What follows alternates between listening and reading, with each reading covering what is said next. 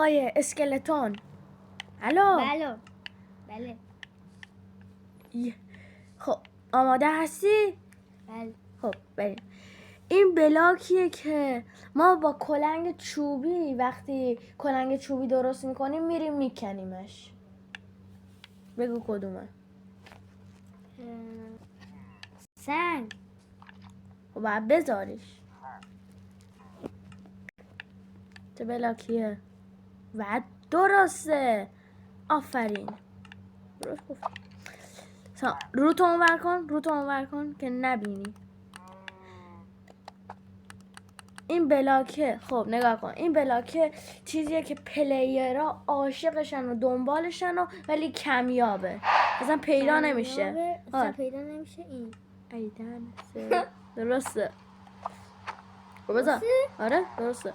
خب روتو اونور کن شاید ببینی.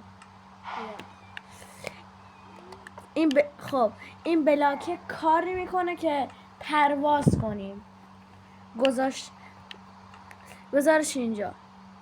ای لعنت بهت. خب رو تو اونور کن. این بلا اشتباه شد یه رقم بچه. خب مدی بلاکیه که میذاریم زیر آب میتونیم نفس بکشیم. ای لعنت. بلاکه چیزیه که به کریمش میتونیم باش نور درست کنیم. نور؟ کمک همون میکنه که نور داشته باشه. زغاله. آفرین. ای لعنت سرمز. رو تو برکن. بلاکمون یه جور شیشه است. یه جور شیشه است؟ آره.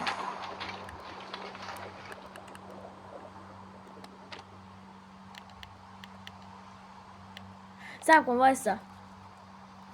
خب بلاکمون یه دره.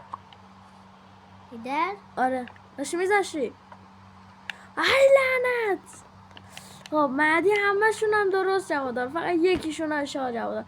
این ویدیو لایک کنین بچه‌ها، کانال منم همین الان لاموسن جون مادرتون سابسکرایب کنین. خدافظ.